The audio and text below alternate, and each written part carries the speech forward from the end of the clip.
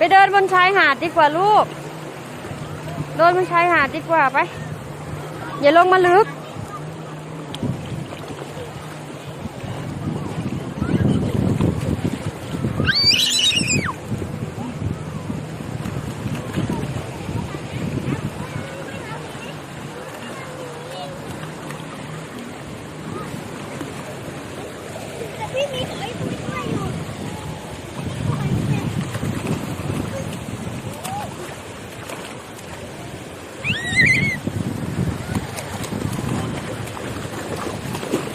นั่นอย่าทำแบบนั้นลุกขึ้น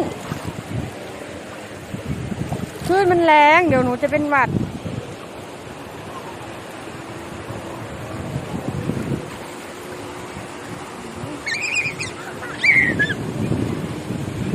น้องทีนะอย่าออกไปอย่างนี้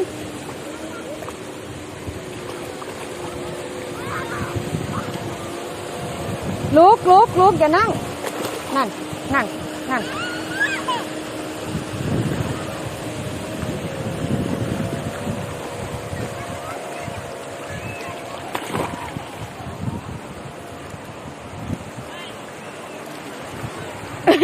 เต็มเพิร์ดนี่น้ำเต็มเต็มเพิร์ดแล้วทีน่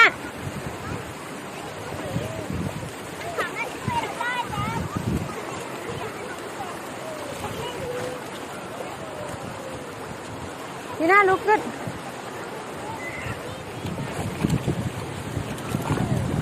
ทีน่าลุกขึ้น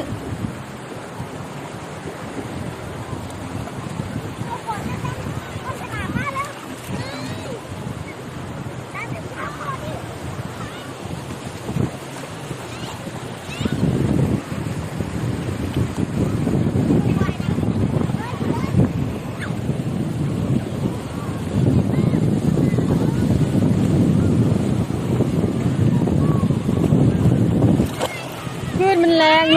ลุกขึ้นลูกจับมือแม่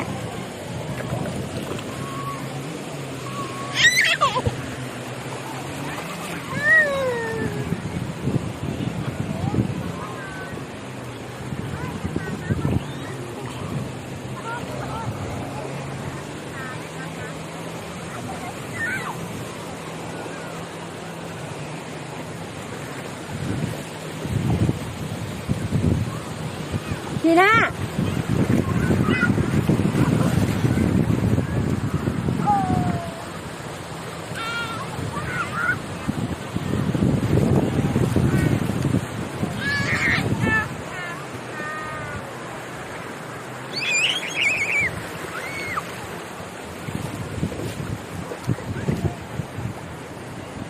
ลุกไปเร็วเดี๋ยวขึ้นมันซัดมาลุกขึ้น